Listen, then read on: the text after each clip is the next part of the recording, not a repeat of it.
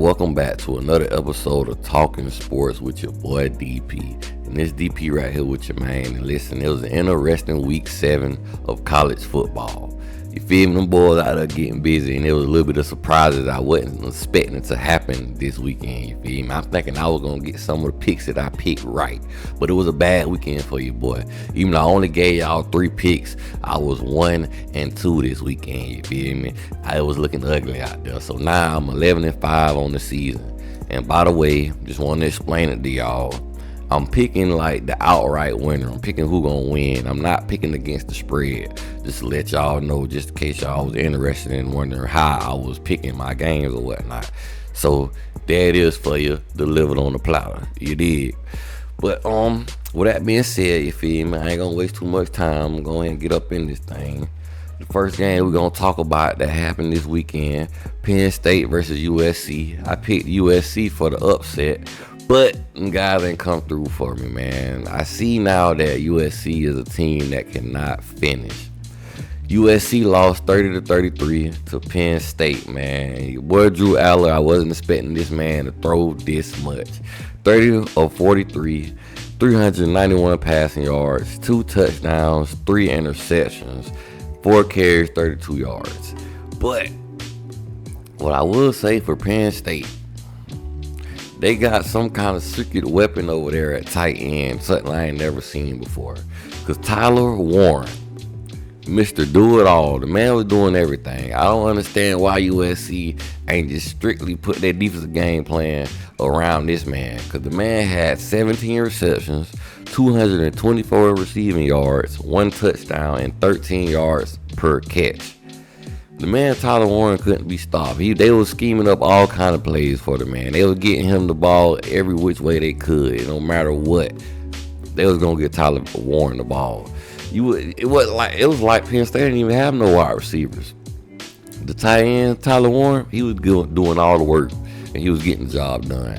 And really, I feel like this is another game that USC failed to come through, because the first half, they really dominated the first half. They looked like the better team the first half. I want to say they was up 20-3 at one point. I could be wrong, but I think I'm right about that.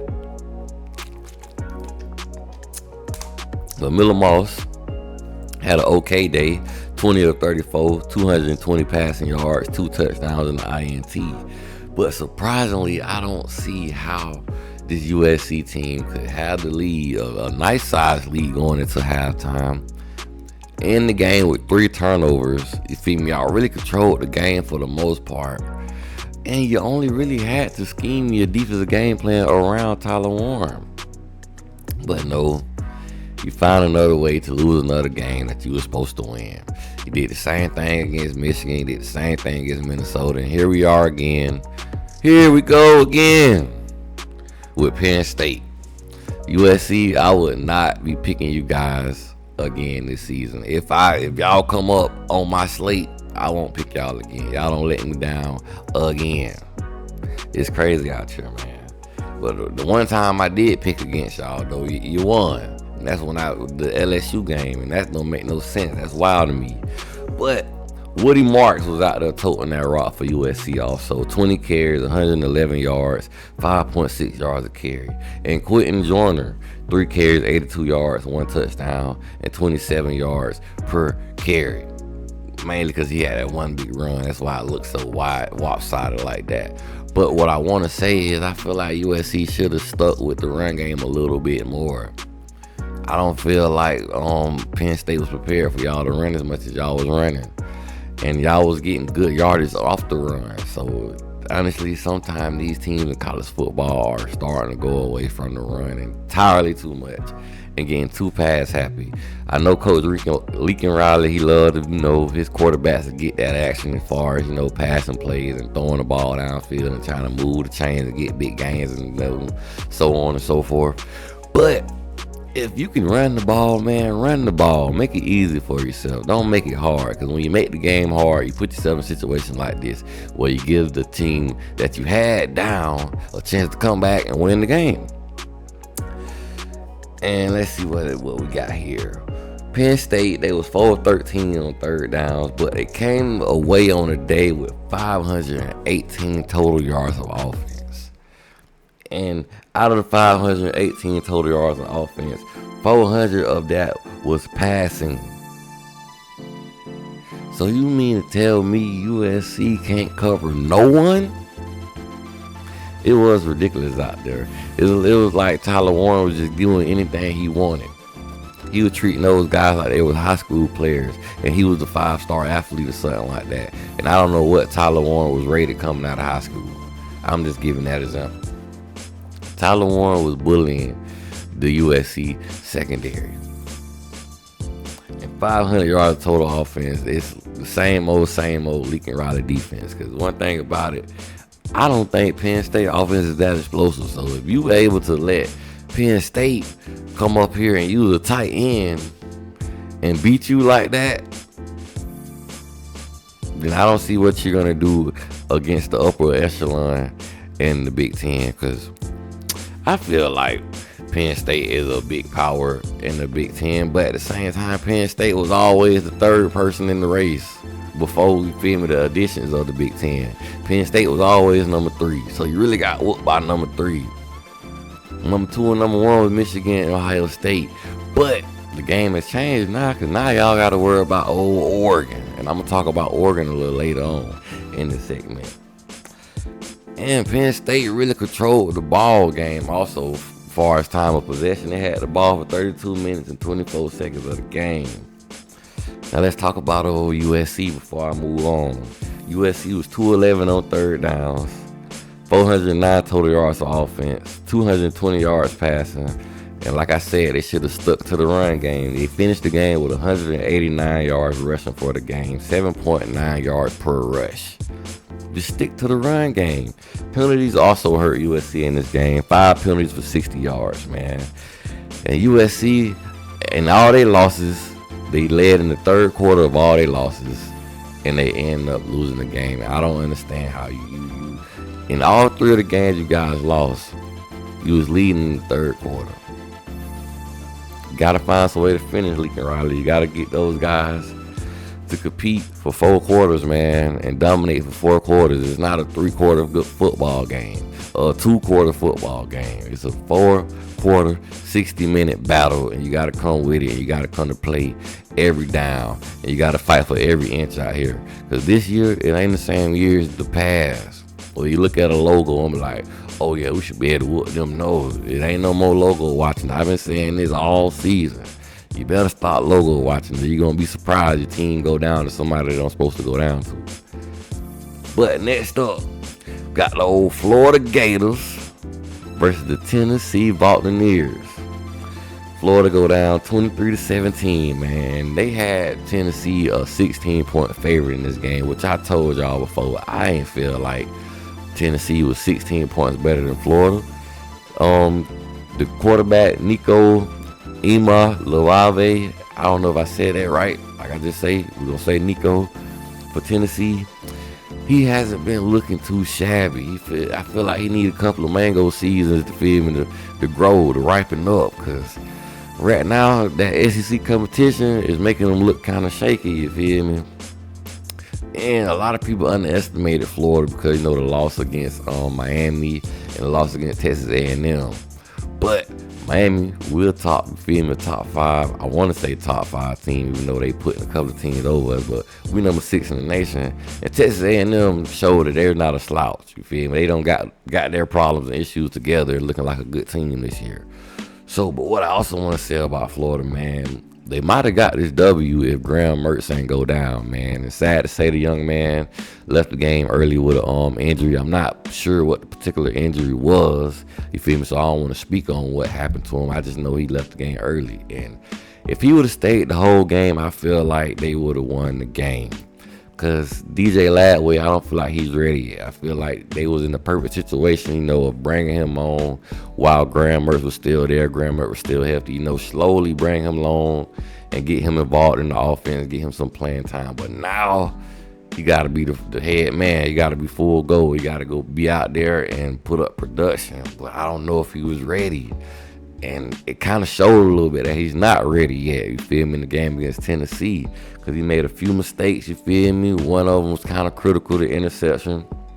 And Florida couldn't really take advantage of the ball let me say this. Let me say it like this: Florida couldn't take advantage of the defense getting them the ball back, because Florida defense played pretty good this game. You feel me? They was trying to get the offense as many chances as they could, but couldn't make it the possessions touchdowns. Let's say it that way.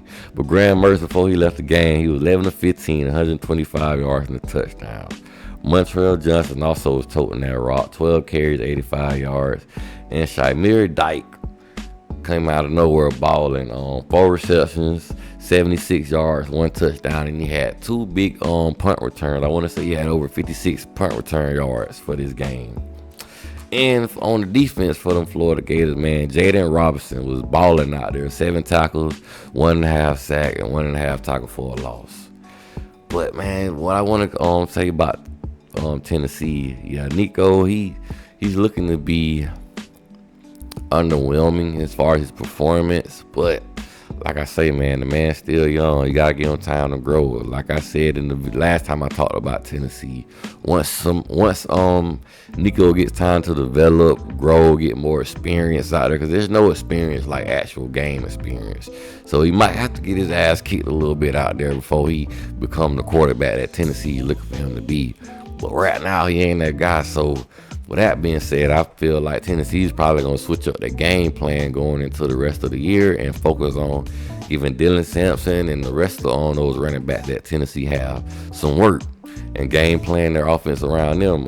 But Dylan Sampson's out there balling, toting that rock. 27 carries, 112 yards, 4.1 yard a carry, and 3 touchdowns. He was the heart and soul of this Tennessee offense against Florida. That's all they really could depend on at this point. So if you can run the ball, run the ball. Because honestly, if Tennessee would decide to go out there and, be their own enemy and go against the grain and keep trying to force the pass when the pass wasn't working, knowing that Nico had a rough night, because Nico was 16 of 26, 169 yards, and 1 INT. It's kind of rough for him. And Tennessee defense also came away with 12 tackles for loss and 3 sacks. They was getting busy in that backfield, man. That's why I say Florida got to get a little bit more explosive plays, man. That sideline to sideline offense ain't gonna get it done when you playing against teams that got speed like you got speed. And then but what I will say, DJ Latway is more of a deep threat, when it comes to the passing game, because Graham Mertz, he's not gonna try to beat you deep all the time. He's gonna dib and dunk a little bit. But saying that, I don't know, man. How our team's going to play Florida now that Graham Mertz is gone and they got DJ Latway back there, knowing DJ Latway is the true starter? They're going to try to give him a lot of different looks to mix it up for him because he's a freshman. That's to be seen in the future also. But Florida's offense came away with 361 yards of total offense. They couldn't get Tennessee off the field on 4th downs. Tennessee had converted some crucial 4th down conversions in that game that helped them, also maintain this lead, or get this lead and, pull away with this game. But to Florida's defense, they dominated time of possession. Florida had the ball 34 minutes, 56 seconds. And Florida kept coming away with empty drives, though. That was the main problem, like I said earlier in the video. They couldn't, take advantage of their drives and make them into touchdowns. They kept getting off the field when the defense was getting the ball back and when the defense was getting Tennessee off the field. Because Tennessee offense only had the ball for 25 minutes of this game. They had 312 total yards of offense. They had to depend on the run game to do anything, as far as a positive aspect of this game. But it was a good game nonetheless, a good performance by Florida. But now that Graham Mertz is gone, I don't know how they're going to look the rest of the season, because the schedule ain't going to get no easier. They got a tough slate. But also Tennessee also got a tough slate, because I wasn't impressed by what Tennessee did this game. Tennessee looked a little shaky. But that Dylan Sampson, he got up toting that rock, man, and he looking good. He been looking good for them the whole season. So we can see if they're going to ride on Dylan Sampson's shoulders the rest of the year, or you never know, Nico might wake up and might give us a big game and a big time moment. We shall see, you feel me? And the last game I'm gonna talk about, before I talk about it though, Get me a little water break. Kind of thirsty.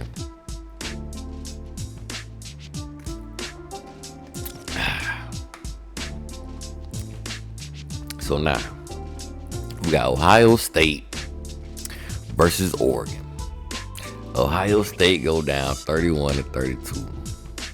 And before I move on, I don't know if I told you who I picked the last game. I picked Tennessee to win, but I didn't pick them to cover the last game. That was the only game I won this weekend. But back to Ohio State versus Oregon. Oregon defeated Ohio State 32-31. It was a battle of the big dogs in the Big Ten. These guys was going at it back and forth, left, right, jab, haymaker, uppercut, all of that, round for round, blow for blow. But before I get into the stats and all that, I want to say this game really came down to what quarterback played better. Which one of these quarterbacks are going to have a better performance? And to be honest, both quarterbacks came to deliver and they came to play, but one quarterback just stood out. And you want to know who that young man is. You know what? I'm going to play a little clip real quick so y'all can know who this young man is. For that will have the most impact for Oregon, and that's Dillon Gabriel. Dillon Gabriel, he shows up in big moments. He's a grinder. He's a go-getter. He's a clutch quarterback. He's a big game quarterback. He's coming in the season with 1,449 passing yards, 11 touchdowns, and 3 I told you, Dillon Gabriel is like that. The man ain't playing. I don't know why I ain't just pick Oregon just off of what I said about Dillon Gabriel. But let's be honest though. Who knew Oregon was gonna come in here and play like this? Oregon been looking kind of shaky they first couple of games of the year. You feel me? They ain't just been looking dominating. They ain't just been kicking people ass. But I guess I can say, Boise State might have woke them up. Idaho might have woke them up and let them know, hey, we got to tighten up. We got to get better. But Oregon came and got busy, and shout out to Dillon Gabriel. You know what they say? Big time players make big time plays and big time moments, man. Dillon Gabriel, 23 of 34, 341 passing yards, 2 touchdowns, 4 carries, 32 yards, and 1 touchdown. 95.9 QBR. Dillon Gabriel was looking unstoppable out there. He was putting everything on the money. He was using his feet when he needed to use his feet, and he was looking very cerebral. The ball placement couldn't have been any better. And his wide receivers came to perform with him also. That boy Evan Stewart had 7 receptions, 149 yards, 1 touchdown, and 21.3 yards per catch. And Tez Johnson came to play a little bit too, dog. 7 receptions, 75 yards, 1 touchdown, and 10.7 yards per catch. And guess what? Oregon brought that running game with them. My boy Jordan James, 23 carries, 115 yards, 1 touchdown, and 5 yards a carry. But shout out to Dillon Gabriel, though, because he came to play and he did his thing and he came to show up. And this is what he usually do, man. He shows up for big moments. I want to say this last year, he beat Texas when they wasn't supposed to win that game in the Red River rivalry. This is what Dillon Gabriel do, and I'm shout out for doubting Dillon Gabriel.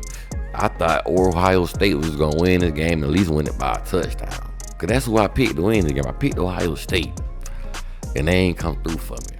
But mind you, Ohio State didn't have a bad game, but it showed me that the defense is not as good as a lot of people thought. The defensive line that everybody thought that was going to be so dominant at Oregon looked very, very shaky when they played against Oregon. And I meant to say the defensive line of Ohio State looked very, very shaky when they played against Oregon. I feel like I just said that wrong.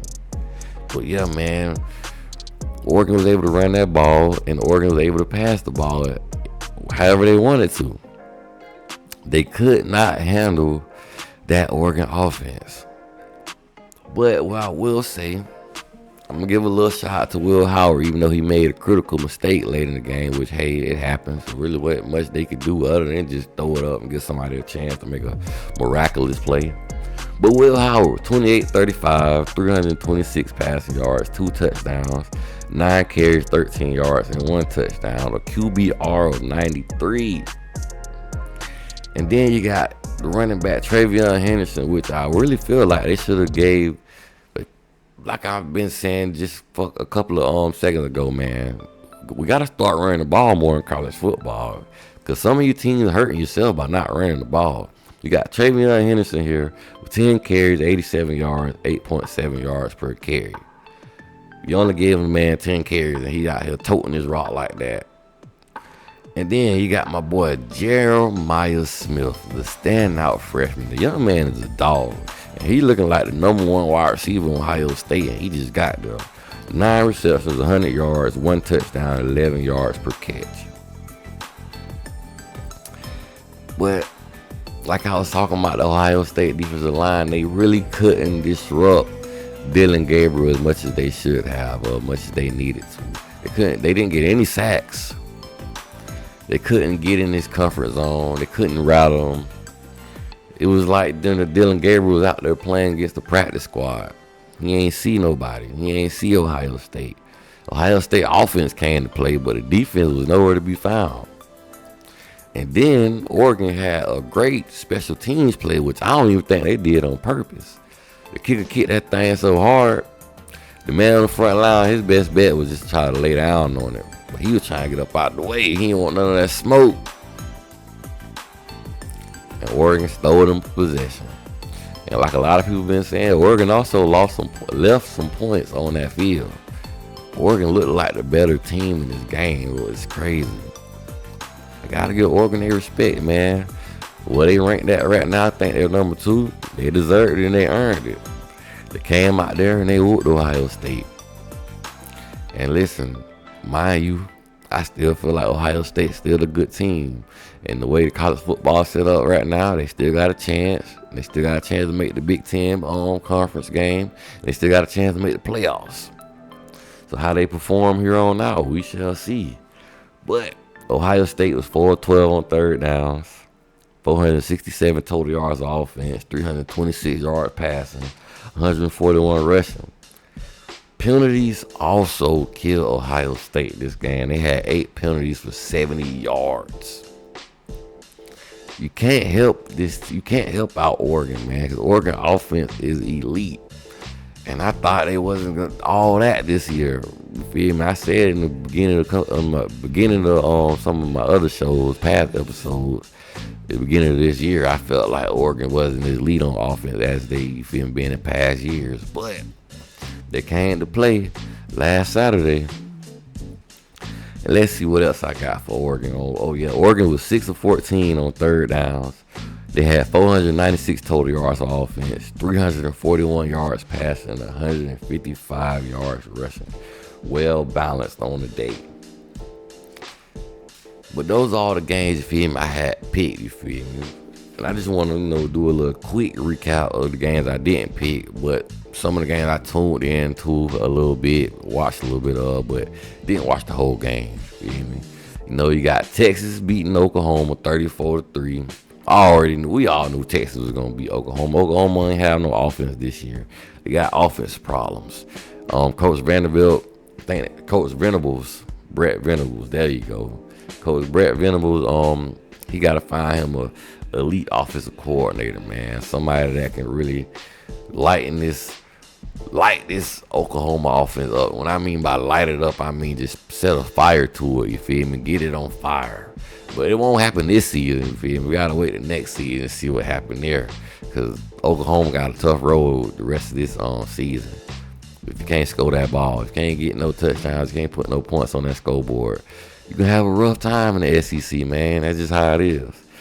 But speaking of Texas, they got a tough one this weekend coming. We're going to get into that. They got to see old Georgia. So we're going to really see for the rest of this season, honestly, is Texas really the number 1 team in the nation? Or are they out there just fugazi? And I ain't going to really say they fugazi because they got some tough games coming up. And everybody ain't built for that. Next game, I want to mention We got UGA in a close one against Mississippi State. Mississippi State, the worst team in the SEC. I don't know what's going on. But like I say, this season ain't like any other season. You can't look at these logos and think just because this team got whooped by this team by this many points, they going to come out there and the same thing will happen because they play another team. Nah, you can't look at it that way. It's any given Saturday, you feel me, this year. But UGA won 41-31 over Mississippi State. Carson Beck was out there slanging that rock, but had some turnovers also. 459 passing yards, 3 touchdowns, and 2 INTs. And then Alabama went up against South Carolina this weekend. Alabama was in a close one, a dog fight, 27-25. Man, another weekend with Alabama in a close game. What is this saying about Alabama? I'm saying I see a lot of flaws in the secondary. If you go out there and let South Carolina quarterback throw for over 200 passing yards, it's some question marks. There's some questions in that secondary. Let's just be honest. Because you let Carson Beck in the second half of the Georgia game come out there and air you out. And Vandy just came out there with a hell of a game plan. They wasn't scared of y'all guys, and they came to play football. And y'all underestimated Vandy. Let's just say let's just say what it was. Y'all underestimated Vandy, and Vandy didn't come to play around. And you almost let South Carolina whoop you, but Bama, you better tighten up. Y'all playing Tennessee, which I feel like y'all can whoop Tennessee. But we shall see. And LSU defeated Ole Miss 29-26. And mind you, I was thinking Ole Miss was going to win this game. I ain't getting no pick for it because it was a coin flip to me. These teams were so evenly matched. They was evenly matched last year. And you see how that was. Them boys down there put up a basketball score last year. But I see the defense have gotten better on both teams because they ain't put up all them 50-something to 50-something like they did last year. That was outrageous. But Garrett Nussmeier was 22 of 51. Oh, that stank. 337 passing yards, 3 touchdowns, and 2 INTs for this game. He was the passing leader. In the last game, I just want to mention, which I meant to give a pick for this game, but the paper was stuck to the other paper, and I forgot to read it, and blase. It is what it is. We here now. But yeah, man, Kent State versus Colorado. Kent State to beat Colorado 31-28. But first thing I want to say about this game, I gotta give more respect to Colorado. Because they first 2 games of the season, when they played North Dakota State and when they played Nebraska, they were looking like the same team as last year. But I can honestly say, since I watched them against UCF and I watched them this game, they have gotten a lot better. Now, the protection for Shedeur, that's still kind of the same. The man's still getting beat alive. I want to say he got sacked 6 times this game. You feel me? They got to tighten that up. But as far as being an explosive team, Colorado is very explosive. They're very exciting to watch. They got playmakers all across that wide receiver room. I'm talking about they got some weapons. Now, I think Travis Hunter and Jimmy Horn got hurt this game, which they will be missed. But they still got playmakers in Webster and the Miller guy and Shepard. So they still got playmakers. I feel like they got to still try to run the ball though, and don't give up on that. But Kansas State, listen, DJ Giddens, 25 carries, 182 rushing yards, and 7.3 yards a carry. The man was out there running that rock. He couldn't be stopped, man. The man was getting busy when it came to that rushing game. Colorado couldn't do nothing with it, and Kansas State came with a perfect game plan. See if Colorado can stop your run game. If they can't, run the ball. But Joyce Brown, wide receiver for Kansas State, had 6 receptions, 121 yards, and 2 touchdowns, 20 yards per catch. So, man, Kansas State got the W, the much-needed W, because if Colorado would have won this game, boy, hey, you might have to put Colorado in that conversation of the Big 12 championship race. But since they got this loss, if they lose again, they might be out of that thing, but we shall see. That's all I got for the Week 7 recap, man. I'm going to give y'all my Week 8 picks in a couple of days, maybe tomorrow or Thursday. I don't want to give it out too early because I want to see what everybody else saying and talk about the games. Kind of get an idea. You feel me? So I can form up my own opinion of what I want to talk about and how I feel about who I'm going to pick and who I'm not going to pick. You feel me? So with that being said, it's all about you. Like, share, subscribe. You feel me? Boy is out. Deuces.